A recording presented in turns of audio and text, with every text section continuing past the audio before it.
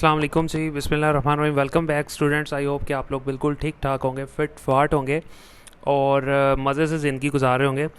तो देखो यार, हर इंसान की कुछ ना कुछ ख्वाहिशात होती हैं। जैसा कि मेरी ख्वाहिश है कि यार मेरे 1 लाख से ज़्यादा सब्सक्राइबर हों और इंशाल्लाह ताला हो जाएंगे अगर आप लोग साथ देंगे। लेकिन अगर आप लोग साथ देंगे, लेकिन अगर आप साथ नहीं देंगे तो फिर यार बहुत मुश्किल है। तो आई होप कि आप मुझे अकेला बिल्कुल नहीं छोड़ेंगे, साथ देंगे, पक्का पता है मुझे इंशाल्लाह। बहरहाल जो लोग सपोर्ट कर रहे हैं यार, उनका दिल से थैंक यू और बहुत शुक्रिया। और जो नहीं सपोर्ट कर रहे उनके लिए हदायत की दुआ है कि अल्लाह उन्हें हदायत दे, उनको भी कुछ तरस आ जाए कि यार एक बंदा इतनी मेहनत करता है लेकिन बदले में उसको सब्सक्राइबर नहीं मिलते। तो कोई बात नहीं। अच्छा, जैसा कि मेरी ख्वाहिशात हैं, आपकी भी कोई ना कोई ख्वाहिशात होगी कि मेरे पास गाड़ी हो, मेरे पास बंगला हो, मेरे पास जनाब ये हो और मैं वो हूँ। तो इसी तरह जो एटम है ना, एटम, ये हम लोग नया चैप्टर शुरू कर रहे हैं, चैप्टर नंबर 4, मालिक्यूल्स की साख, जिसका नाम है स्ट्रक्चर ऑफ मालिक्यूल। तो इसके अंदर सबसे पहले हम लोगों ने डिस्कस करना है कि जैसे हम लोगों की बहुत सी ख्वाहिशात है, तो लिहाजा यार एटम बेचारा मासूम सा नन्ना मुन्ना, उसकी भी कुछ ख्वाहिशात है। पहली ख्वाहिश उसकी ये है, पहली और आखिरी ख्वाहिश उसकी ये है कि यार उसके आखिरी शेल में वो कहता है यार 2 इलेक्ट्रॉन ज़रूर होने चाहिए। अगर 2 नहीं है तो फिर 8 ज़रूर होने चाहिए। तो हर एटम की ये ख्वाहिश होती है कि उसके आखिरी यानी उसके वैलेंस शेल के अंदर कम से कम 2 इलेक्ट्रॉन, 2 नहीं तो कम से कम 8 फिर ज़रूर होने चाहिए। एक चीज़। दूसरी चीज़, आप एक और चीज़ को समझें। यहाँ पे देखें मॉलिक्यूल कैसे बनता है। ये एटम है, जब 2 एटम आपस में इकट्ठे हो जाते हैं तो वो एक मॉलिक्यूल बना लेते हैं।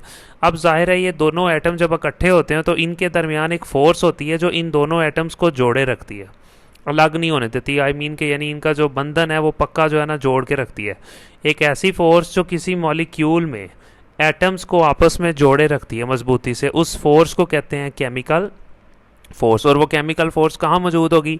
इन दोनों एटम्स के दरमियान में। बिल्कुल इसी तरह जिस तरह अगर आप 2 ईंटें लगाएं, 2 ईंटों के दरमियान में जो मसाला होगा सीमेंट का, तो वो जो मसाला होगा सीमेंट का वो केमिकल फोर्स है और वो जो ईंटें हैं वो दोनों एटम है। समझ आ गया? तो जी सबसे पहले अगर हम बात करें वो फोर्सेस जो मुख्तलिफ एटम्स को एक मॉलिक्यूल में जोड़े रखती हैं, जैसा कि मैंने अभी आपको डायग्राम में 2 एटम दिखाए और दरमियान में वो फोर्स भी दिखाई, एक मॉलिक्यूल में उन दोनों एटम्स को जोड़े रखा था, ऐसी फोर्स को हम लोग कहते हैं जी केमिकल फोर्स। ये डेफिनेशन हो जाएगी सबसे पहले केमिकल फोर्स की। उसके बाद जैसा कि मैंने आपको बताया कि हर एटम की कुछ ख्वाहिशात है, तो कहता है वैलेंस शेल में यानी कि आखिरी शेल में अगर कोई एटम 2 इलेक्ट्रॉन हासिल कर लेता है, इसे कहते हैं जी डुप्लेट रूल। जबकि वैलेंस शेल में अगर एटम 8 इलेक्ट्रॉन हासिल कर लेता है तो इसको कहते हैं जी ऑक्टेट रूल। यानी डुप्लेट रूल क्या है? अगर आखिरी शेल में एटम के 2 इलेक्ट्रॉन पूरे हो गए तो उसका डुप्लेट रूल कंप्लीट हो गया, पहली ख्वाहिश उसकी पूरी होगी। नहीं तो फिर अगर उसने वैलेंस शेल में 8 इलेक्ट्रॉन हासिल किए हैं तो इसे कहते हैं जी octet rule. Is very simple definition. अच्छा जी, उसके बाद ये इंपॉर्टेंट है, आपको एक शॉर्ट क्वेश्चन आता है 2 नंबर का, आपसे पूछता है कि कोई भी एटम है अपने वैलेंस शेल में 3 तरीक़ों से 8 इलेक्ट्रॉन पूरे कर सकते हैं। किस तरह वो 8 कर सकते हैं? ये बड़ा इंपॉर्टेंट क्वेश्चन है। आपसे वो ये पूछता है कि किस तरह से, ठीक है, कि कोई भी एटम है अपने आखिरी शेल के अंदर वो किस तरह से जो है ना अपने 8 इलेक्ट्रॉन को पूरा कर सकता है। तो वो बड़ा इंपॉर्टेंट है, उसके बारे में हम लोग यहाँ पे देख लेते हैं कि सबसे पहले उसने ये कहा है कि दूसरे एटम को अपने वैलेंस शेल के इलेक्ट्रॉन देकर, एक एटम दूसरे एटम को अपने इलेक्ट्रॉन तब देगा जब उसके पास 3 हो या 3 से कम हो। यानी देखें ना, एक एटम है उसके पास 3 इलेक्ट्रॉन है, उसने 2 करने हैं, तो सिंपल सी बात है अगर 3 है तो उसकी कोशिश होगी यार ये भी मैं किसी और को ही दे देता हूँ। अगर 2 हैं तो लिहाजा वो भी कोशिश करेगा, नॉर्मली 2 अपने पास रखेगा। लेकिन उसने कहा कि अगर एक एटम है उसके पास 3 इलेक्ट्रॉन है या 3 से कम है तो वो किसी और को दे देगा। उसकी कोशिश होगी यार दूसरे वाला जिसके 8 पूरे होने ना उसके 8 पूरे हो जाए। पहला क्या है कि कोई एटम अपने तब इलेक्ट्रॉन देगा अगर उसके पास 3 है या 3 से कम है, 2 है या 1 है, तो वो किसी और को दे देगा जिसके पास 5 हैं, 6 हैं, 7 हैं, ताकि उसके 8 पूरे हो जाए। पहला तरीका। दूसरा तरीका है दूसरे एटम से इलेक्ट्रॉन हासिल कर लेगा। अगर एक एटम है और उसके पास 5 इलेक्ट्रॉन है या 5 से ज़्यादा हैं, 6 हैं या 7 हैं, 5 हैं, 6 हैं या 7 हैं, तो फिर वो किसी दूसरे से मांग लेगा। ठीक है, मतलब अगर तो 3 है, 3 से कम है, वो किसी को दे देगा। लेकिन अगर 5 है, 6 हैं, 7 हैं, ठीक है, 5, 6, 7 अगर इतने हैं तो फिर वो किसी और से ले लेगा। ठीक है, सिंपल सी बात है। देखें ना, एक आदमी को 8 लाख चाहिए, उसके पास 5 लाख है, तो 3 लाख उसके लिए ईजी है मांगना, या उसके पास 6 लाख है तब 2 लाख मांगना ईजी है, या उसके पास 7 लाख है तो 1 लाख मांगना। लेकिन अगर किसी आदमी के पास 3 है या 3 से भी कम है, 2 है, तो लिहाजा वो इतने कहाँ से मांगेगा, वो कहेगा यार किसी और को दे दो। तीसरा, दूसरे एटम के साथ वैलेंस इलेक्ट्रॉन शेयर करके, तो ये शेयरिंग भी आपने हम ये सारी चीज़ें आगे पढ़नी भी है इंशाल्लाह। तो या फिर वो शेयरिंग कर लेगा, यानी कि एक एटम है उसके पास 4 इलेक्ट्रॉन है, इसके पास भी 4 इलेक्ट्रॉन है, तो ये दोनों आपस में मिल के रहेंगे, कहेंगे। तो ये आपको तीसरा पॉइंट भी अच्छे से समझ आ गया होगा कि वो शेयरिंग कर लेते हैं आपस में, जो कि मैंने आपको बता दिया कि अगर एक एटम के पास 4 इलेक्ट्रॉन है, दूसरे के पास भी 4 है, वो शेयर कर लेंगे।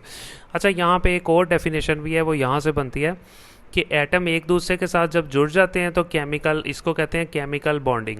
यानी कि जब दो एटम है, ठीक है, दोनों आपस में जुड़ गए हैं, जैसा कि फॉर एग्जांपल एक एटम ये है और एक एटम ये दोनों आपस में जुड़ गए हैं, ठीक है, इन्होंने आपस में बॉन्ड बना लिया है, तो इस प्रोसेस को कहते हैं केमिकल बॉन्डिंग। तो यहाँ से यहाँ तक केमिकल बॉन्डिंग की डेफिनेशन भी बन सकती है। इसके अलावा यहाँ से आपने कुछ नहीं करना। यहाँ पे आगे आपको केमिकल बॉन्ड की डेफिनेशन के बारे में बताया कि केमिकल बॉन्ड किसे कहते हैं। तो ये मैंने आगे भी बताया कि केमिकल बॉन्ड के एटम्स के दरमियान अमल करने वाली ऐसी फोर्स है जो इन्हें एक मॉलिक्यूल में जोड़े रखती है। जैसा कि आगे भी मैंने आपको बताया कि फॉर एग्जांपल ये एक मॉलिक्यूल है और इसमें ये 2 एटम है, ये 3 एटम है, तो ये तीनों एटम आपस में जुड़े हुए हैं।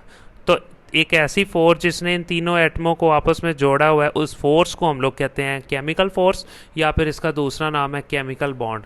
केमिकल बॉन्ड है क्या? एक मसाला है जो एक मॉलिक्यूल के अंदर एटम्स को जोड़े रखता है आपस में, ताकि वो टूटे ना, अलग अलग ना हो। तो ये होगी जी केमिकल बॉन्ड की डेफिनेशन।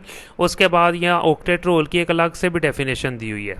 वहाँ पे तो डुप्लेट और ऑक्टेट में फ़र्क पूछा, अगर खाली ऑक्टेट की आ जाए तो आपको आगे भी बताया कि आखिरी शेल में इलेक्ट्रॉन्स के इश्तराक से, यानी आपने एटम के आखिरी शेल में जाना है, वहाँ पे एटम के पास कई ऑप्शन है, या तो वो इलेक्ट्रॉन्स की शेयरिंग करेगा, या खारिज करेगा, या किसी से हासिल करेगा। यानी यही वाले तीनों तरीक़ों के ज़रिए वो अपने 8 इलेक्ट्रॉन पूरे कर लेगा, या किसी से शेयर करके, या खारिज करके, या हासिल करके अपने 8 इलेक्ट्रॉन पूरे कर लेगा। आपको बताया भी है शेयरिंग कब करेगा, जब उसके पास 4 इलेक्ट्रॉन होंगे।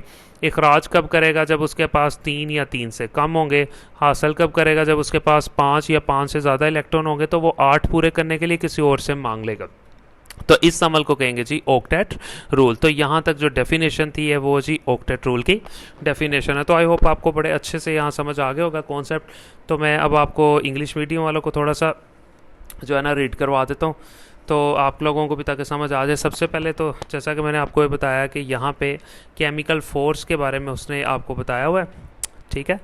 तो केमिकल फोर्स है क्या, ये भी आपको मैंने बताया था कि केमिकल फोर्स का मेन काम क्या है, यानी चीज़ों को, यानी कि एटम्स को आपस में जोड़ के रखना। यहाँ से हम पढ़ सकते हैं इसकी डेफिनेशन, वो फोर्स रिस्पॉन्सिबल जो ज़िम्मेदार है for binding the atoms, atom को जोड़ के रखती है किसी भी मॉलिक्यूल के अंदर, ऐसी फोर्स को हम लोग कहते हैं केमिकल फोर्स, या फिर इसका दूसरा नाम है केमिकल बॉन्ड। आगे भी डेफिनेशन दी हुई है, यानी यहाँ पे भी ये देखें ना, केमिकल बॉन्ड की डेफिनेशन यहाँ पे भी दी हुई है। केमिकल बॉन्ड का ही दूसरा नाम केमिकल फोर्स भी है। ये वाली कर लें, ये वाली कर लें, तब भी ठीक है, कोई इतना इशू नहीं है। आपको सारा कॉन्सेप्ट मैंने दे दिया, आप पहले कॉन्सेप्ट ज़रूर लिया करें, वीडियो को बड़े ध्यान से सुना करें। अच्छा जी, उसके बाद है जी attaining 2 electrons in the valence shell is called duplet rule. तो जैसा कि मैंने आपको बता दिया कि अगर एटम अपने आखिरी शेल में 2 इलेक्ट्रॉन, वैलेंस शेल का मतलब आखिरी शेल, 2 इलेक्ट्रॉन पूरे कर ले तो इसे कहते हैं जी डुप्लेट रोल। जबकि अटेन का मतलब होता है हासिल करना, और अगर वो 8 इलेक्ट्रॉन हासिल कर ले अपने आखिरी शेल में, इसे कहते हैं जी ऑक्टेट रोल। दोनों के बारे में बड़ा सिंपली मैंने आपको एक्सप्लेन कर दिया, इज़ वेरी इजी। अब वो कैसे 8 इलेक्ट्रॉन पूरे करेगा, यहाँ पे एक अलग से आपको एक शॉर्ट क्वेश्चन पूछता है, जो कि मैंने अभी उर्दू मीडियम वालों को करवाया, पीछे से वीडियो देखें, कि अगर कोई एटम अपने आखिरी शेल में 8 इलेक्ट्रॉन पूरे करना चाहता है तो उसके पास ऑप्शन है, by giving valence electron if they are less than 3। अगर एक एटम है और उसके पास 3 या 3 से कम इलेक्ट्रॉन है, if they are less than 3 का मतलब अगर उसके पास 3 से कम एटम है, इलेक्ट्रॉन है, 2 इलेक्ट्रॉन है, 1 इलेक्ट्रॉन है, तो फिर वो क्या करेगा, किसी दूसरे एटम को दे देगा। गिव का मतलब वो दे देगा किसी और को, जिसके पास 7 होंगे, 6 होंगे, इसकी कोशिश होगी यार उसके 8 पूरे हो जाए। दूसरा, bye gaining electron from other atom. लेकिन यहाँ पे वो कह रहा है कोई भी एटम है वो इलेक्ट्रॉन किसी से ले लेगा, कब? If the valence shell has 5 और मोर एलिमेंट्स। अगर उसके पास 5 इलेक्ट्रॉन है या 5 से ज़्यादा अगर इलेक्ट्रॉन्स पड़े हुए हैं तो फिर वो क्या करेगा, किसी और से मांग लेगा। यानी एक एटम है और उसके आखिरी शेल में 5 हैं, 6 है या 7 इलेक्ट्रॉन है, तो वो किसी और से मांग के अपने 8 पूरे कर लेगा। आपने याद रखना है 3 से कम है तो दे देगा, और अगर किसी एटम के पास 5 या 5 से ज़्यादा हैं तो फिर वो क्या करेगा, किसी और से मांग लेगा। अच्छा, तो तीसरा ऑप्शन जैसा कि मैं आपको बता रहा हूँ कि by sharing valence electron with other atoms, इस बात का मतलब ये है कि अगर किसी एटम के पास 4 इलेक्ट्रॉन पड़े हुए हैं और एक और एटम है उसके पास भी 4 इलेक्ट्रॉन है, तो दोनों आपस में मिलकर शेयरिंग कर लेंगे ताकि 8 पूरे हो जाएं दोनों के। शेयरिंग का मतलब ही ये होगा, वो 8 पहले एटम के लिए भी होंगे और दूसरे एटम के लिए भी होगा। ये आपको एक इंपॉर्टेंट शॉर्ट क्वेश्चन है जो आपसे पूछता है कि कोई भी एटम अपने वैलेंस शेल में 8 इलेक्ट्रॉन किस तरह से कंप्लीट कर सकता है। यही क्वेश्चन ऊपर लिखा हुआ है। तो तीनों तरीके मैंने आपको बड़े अच्छे तरीके से एक्सप्लेन कर दिए कि तीनों तरीकों में वो यही कह रहा है, या वो किसी को दे देगा अगर उसके पास 3 से कम है, लेगा तब वो किसी दूसरे एटम से इलेक्ट्रॉन अगर 5 या 5 से ज़्यादा है, तो अगर उसके पास 4 हैं तो फिर वो शेयरिंग कर लेगा। सारा कॉन्सेप्ट आपको यहाँ से मैंने दे दिया। इसके बाद यहाँ पे आपको उसने डेफिनेशन दी हुई है ऑक्टेट रूल की, हालांकि पीछे भी पड़ी है लेकिन ये आप पूरी प्रॉपर डेफिनेशन है। The attaining of 8 electron, 8 electron हासिल करने हैं, ठीक है, आउटर मोस्ट शेल में, आखिरी शेल के अंदर किसी भी एटम ने। उसके पास कई तरीके हैं शेयर करके, ऊपर बता दिया आपको कब शेयर करेगा, जब 4 होंगे। बाय लॉसिंग, किसी को यानी कि दे के इलेक्ट्रॉन अपने किसी को दे देगा, कब, जब उसके पास 3 से कम हो। गेन करके, कब, जब उसके पास 5 या 5 से ज़्यादा हो। ये 3 तरीकों से वो तीनों तरीके अप्लाई करेगा और अपने 8 इलेक्ट्रॉन पूरे कर लेगा, और इसको हम लोग कहेंगे जी ऑक्टेट रूल। तो आई होप आपको ये ऑक्टेट रूल जो है ना अच्छे से समझ आ गया होगा। इसके अंदर मैंने आपको सारी चीज़ें ही तकरीबन करवा दी हैं। केमिकल बॉन्ड की डेफिनेशन पीछे वाली आप कर सकते हो, केमिकल फोर्स वाली, ठीक है, वो भी यही है, ये भी यही है। अगर ये भी करनी है तो यही चीज़ है कि केमिकल बॉन्ड है क्या, एक फोर्स है कहाँ पे, एटम्स के दरमियान, और वो एटम कहाँ पे हैं, किसी भी मॉलिक्यूल में या किसी भी सब्सटेंस के अंदर एटम्स को रखा हुआ है, और उन एटम को जोड़ने के लिए जो फोर्स हम लोग अप्लाई करते हैं उसे कहते हैं जी केमिकल बॉन्ड। जैसा कि मैंने आपको अभी पीछे डायग्राम में भी दिखाया कि देखें ये एक सब्सटेंस है या मॉलिक्यूल है, इसमें ये 3 एटम्स हैं और इन तीनों एटम को देखो एक फोर्स ने जोड़ा हुआ है। इस फोर्स को हम लोग कहते हैं केमिकल बॉन्ड, या फिर इसका दूसरा नाम है केमिकल फोर्स। तो यहाँ पे this is the end of my topic. सबसे पहले हम लोगों ने जैसा कि केमिकल फोर्स की डेफिनेशन की, या